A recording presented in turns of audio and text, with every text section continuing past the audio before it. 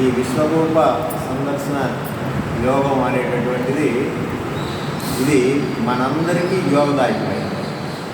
యోగము అంటే భగవంతుని దర్శించుకునేటటువంటి యోగం మనకు కూడా కలిగింది. వాస్తవానికి ఫిజికల్గా డైరెక్ట్గా అర్జున మహానుభావుడు సందర్శనం చేసుకుంటే దాన్ని ఏ విధంగా మరి ఆయన చూశాడో అదేవిధంగా లోకానికి చెప్పారు. కాబట్టి మనం కూడా ఆ విశ్వరూప సందర్శన యోగాన్ని మనం పొందిన వాడు అవుతున్నాము.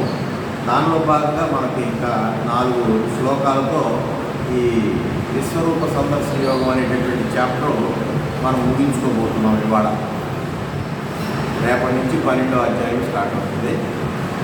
అయితే ఇప్పుడు వరకు మనం గమనించింది ఏమిటి అంటే, ఒకసారి సింహావలోకనం చేసుకుంటే విశ్వరూప సందర్శనం అర్జునుడు వారు చేయడం ద్వారా మనకు క్లారిటీ వచ్చింది. ఈ విశ్వమే విశ్వేశ్వరుడు, ఈ విశ్వమే భగవంతుడు అనేటటువంటి క్లారిటీ వచ్చింది.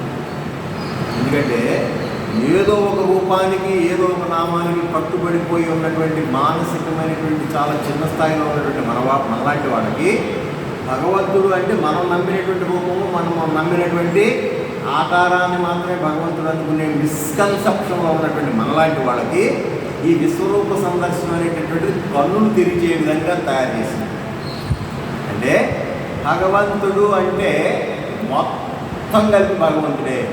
ఇప్పుడు మనం ఎక్కడున్నామంటే ఆయన ఉదరంలో ఉన్నట్టే. సృష్టి అనేది పెద్ద గోళంలాగా ఉందనుకుంటే ఆ మొత్తంలో మనం కూడా ఒక భాగమే కదా. అంటే అప్పుడు నువ్వు భగవంతుడు కాకుండా ఎలా పోతావు? మనిషి, ఆయన మనిషి అన్నాం. ఆయన మనిషి అంటే ఆయన హడ్డి మాత్రమే మనిషా? ఆయన చేతులు మనిషి లేకుండా పోతాయా? ఆయన కాళ్ళు మనిషి లేకుండా పోతాయా? అట్లాగే ఈ విశ్వంలో ప్రతి అణువు కూడా ఆయనే అనే ఒక విశాలమైనటువంటి థాట్ మనకి ఈ విశ్వరూప సందర్శన యోగం ద్వారా లభించింది.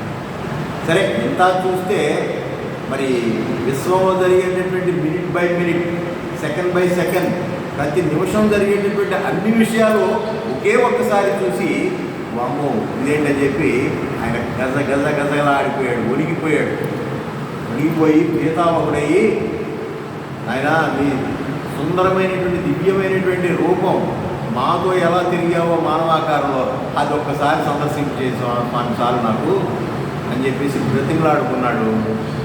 ఆ తర్వాత స్వామి దిగి వచ్చి ఆయన మానవాకారంలో సౌమ్యమైనటువంటి రూపంలో, సాత్వికమైనటువంటి రూపంలో చూపించాడు.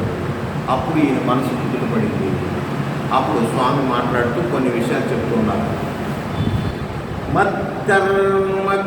మత్పరమో మద్భక్త సంయవర్జిత నిర్వైర సర్వభూతేషు యస్సమామేతి పాండవ.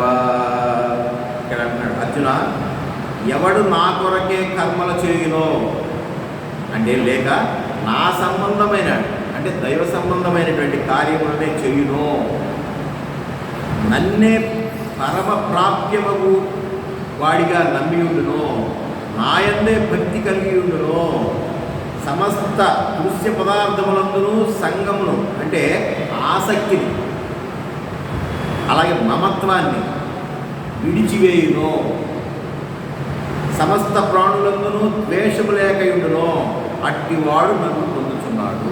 ఇప్పుడు చెప్పండి, భగవంతుడు అనుగ్రహం మనకు కావాలి అని అంటే మనం ఏం చేయాలి? ఏమండి, మనం చిన్నప్పటి నుంచి పూజలు పురస్కారాలు చేస్తున్నాం, లేచిన దగ్గర నుంచి నానా శ్లోకాలన్నీ బట్టి పడుతున్నాం. అవునా? తిరగని గుడి లేదు, తిరగని తీర్థయాత్ర లేదు. ఇంత చేస్తే ఆయన ఏమంటున్నాడు, నువ్వు అవన్నీ తిరిగి వచ్చావు కాబట్టి నన్ను నువ్వు పొందుతావని ఏం చెప్పట్లేదు. ఆయన ఏమంటున్నాడు, కంప్లీట్గా శరణాగతి పొంది ఎవరు నా కొరకే కర్మలు చేయను, ఏ పని చేసినా భగవత్ ప్రీత్యర్థం చేస్తున్నామా లేదా, సరదాగా ఎంటర్టైన్మెంట్గా కాశీ వెళ్ళామా, సరదాగా చుట్టుపక్కల లొకేషన్ బాగుంటుందని బదరీ వెళ్ళామా, భగవంతుడి కోసం వెళ్ళామా? మనం ఏంటంటే 2 కలిసి వస్తాయని వెళ్తాం, తప్పేం లేదు. అలాంటి జన్మ తీసుకున్నాం, అలాంటి కోరికలతోనే వస్తాం ఇక్కడ భూలోకానికి. ఏ కోరికలు లేకుండా అసలు మనం ఎదురు పడతాం? మనమే తప్పుకోవడమేం కాదు, మనమే తప్పు చేసుకోవడానికి పని లేదు. మనకి రెండు కావాలి, మనకి విశ్వము కావాలి, విశ్వేశ్వరుడు కావాలి. కానీ విశ్వాన్ని విశ్వేశ్వరుడుగా నమ్మి విశ్వంలో చరించడం అనేది అది గొప్ప, అది జ్ఞానం. అంతేగాని ఈ విశ్వం వేరు, ఈ విశ్వేశ్వరుడు వేరని విశ్వేశ్వరుడు అనేటటువంటి వాడిని మాత్రమే ఏదో ఒక ఆకారానికి రూపానికి అంటగట్టి ఆ విగ్రహము ఆ రూపాన్ని పోల్చుకుంటూ ఈ విశ్వాన్ని నెగ్లెక్ట్ చేస్తూ ఈ విశ్వాన్ని ఏసడించుకుంటూ ఉంటే ఆయన అనుగ్రహం మనకి దక్కదు. ఇది విశ్వరూప సందర్శన ద్వారా మనకి బాగా అర్థమైనటువంటి విషయం ఏంటంటే ఈ సృష్టిలో ఉన్నటువంటి ప్రతి జీవి, ప్రతి ప్రాణి, ప్రతి పదార్థం, అణువు కూడా ఆయనే అనేటటువంటి విషయాన్ని చెప్పి ఎవడు నా కొరకు అయితే చేస్తాడో, ఏ పని చేసినా భగవంతుడు ప్రీత్యర్థం కోసం చేయటం అనేటువంటి ఫ్రెండమ్మ. భగవంతుడు ప్రీత్యర్థం చేసినటువంటి పనికి నీకు అంటమైనా నేను మంచి చేశాను కదండి, నాకు మంచి జరగట్లేదు ఏంటండి అనుకుంటాం కదమ్మా. ఏంటి ఇన్ని స్తోత్రాలు చదువుతున్నాం, ఇన్ని నామకాలు చదువుతున్నాం, ఇన్ని పారాయణాలు చేస్తున్నాం కదా, ఏంటి మనం అనుకున్నట్టు జరగట్లేదేంటి అని అనుకుంటామా లేదా? అవునా? ఇప్పుడు భగవంతుడు అనుగ్రహం పొందాలి అని అంటే ఇప్పుడు ఈ పూజలు మానేమని ఆయన ఏం చెప్పటం. పూజలు, పురస్కారాలు, స్తోత్రాలు, పొద్దున్నే లెగటాలు, బ్రహ్మముహూర్తాలు, తలంటు స్నానాలు చేయటాలు, శుచి, శుభ్రత, ఆచారం, పడికట్టు ఇవన్నీ కూడా ఏంటంటే నీ కాలాన్ని, కాయాన్ని శుభ్రపరుస్తాయి. నీలో ఒక నిగ్రహ శక్తి వస్తుంది, నీకు మంచి ఆరోగ్యం వస్తుంది. ఆరోగ్యం వస్తే ఆసన సిద్ధి కలుగుతుంది. ఆసనం కరెక్ట్గా ఉంటే మనో నిగ్రహం కలుగుతుంది. భగవాన్ శ్రీ సత్యసాయిబాబా ఒక మాట అంటారు, కొండ కదులుతూ ఉంటే నీళ్లు కలవా? ఒక ఆయన అడుగుతాడు భక్తుడు, ఏమంటే మనో నిగ్రహం కుదరట్లేదంటే అలా అంటాడు.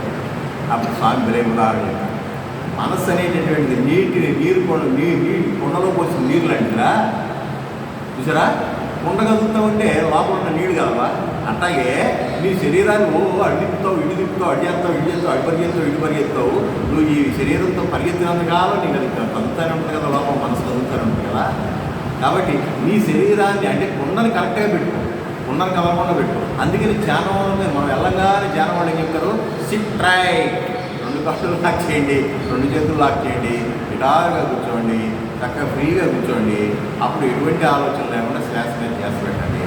అంతేగా కొండ కదలకపోతే నీళ్ళు ఎందుకు కదులుతీ? ఆటోమేటిక్గా కదులుతీ అయినట్టు. కొండ కదలకపోయినా అక్కడ నీళ్ళు కదలేవు. కానీ ఈ కొండ ఈ పాత్ర కూర్చోగానే ధ్యానం అనగానే తాళం తీసాను కానీ వేసానా ఏదేనా అదే పాపడు వస్తాడేమో, అది బయట పెట్టలేదు మన పాత్ర. అవునా?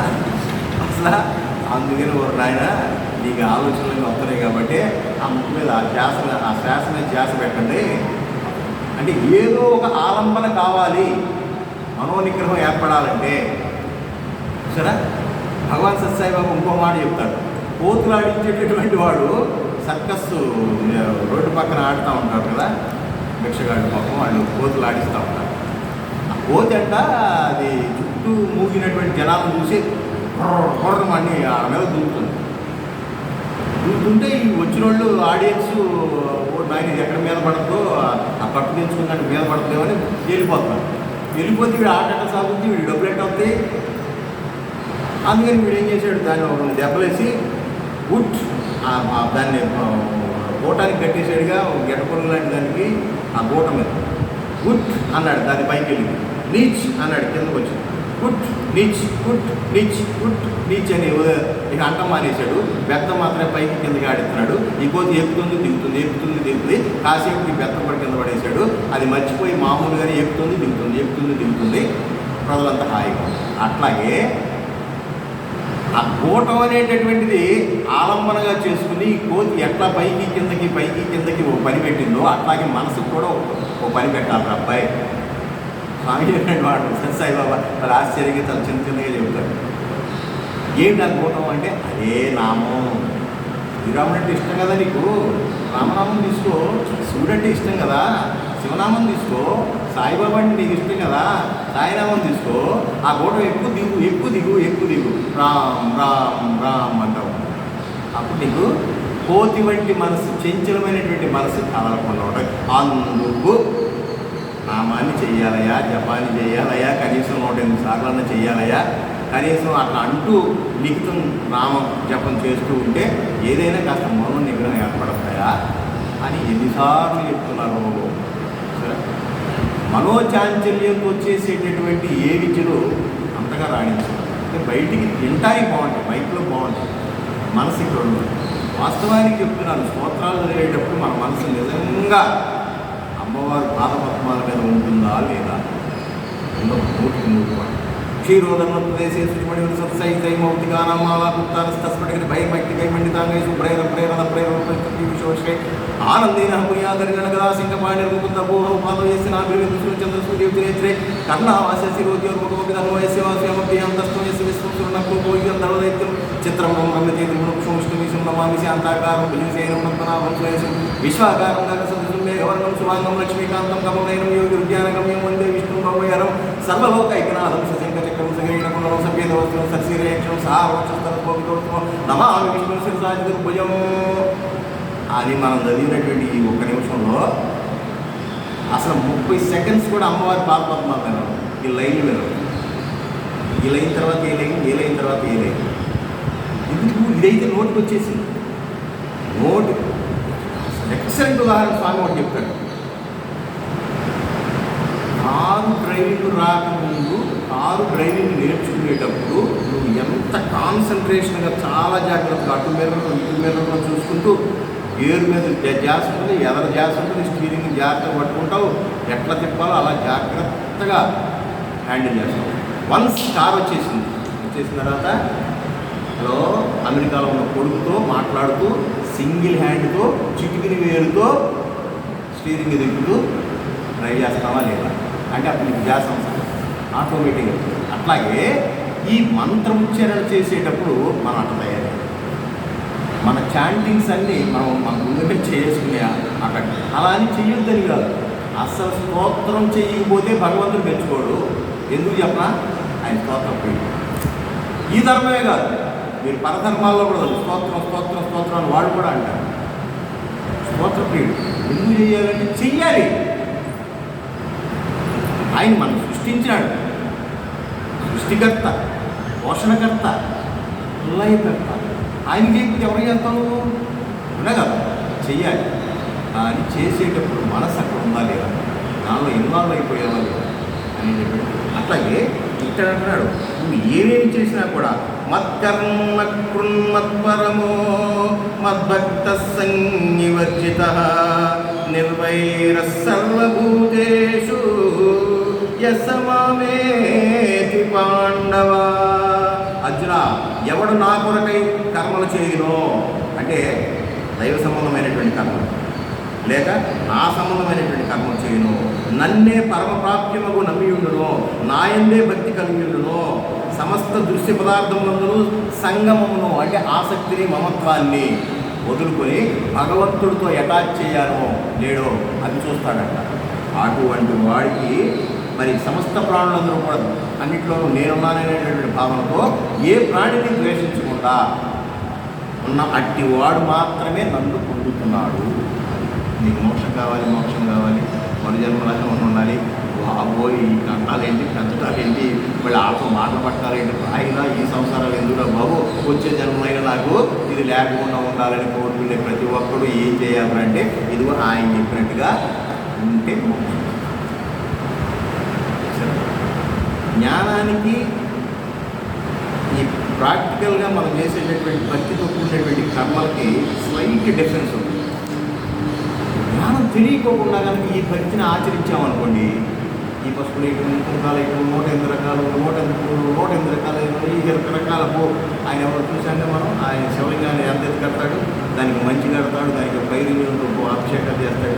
ఏమైనా మనసు నిలబడుతుందంటే ఆయన ఎక్కడ దాటి పడతాడు, అడిగి నిపుణులతో పోతాడా, అబ్బో బలే కట్టాడు రా, అబ్బో బలే కట్టాడు, ఇదే తప్ప భగవంతుని చేస్తున్నాడు. అంటే ఆడంబర భక్తి జోలికి పోకూడదు. ఇది ఏతావాత నేను చెప్పేది. మూఢమైన భక్తి చాలా డేంజర్ అండి.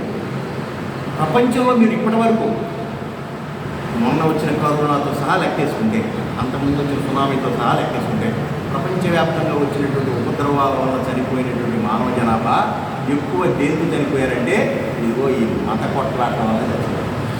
తెలుసా? మత కొట్లాట వల్ల చచ్చిపోయారు. అంటే ఇప్పుడు ఏంటి? సంకుచితత్వం. ఒకే రూపానికి ఒకే నామానికి కట్టివేసి భగవంతుడిని అదే ఇది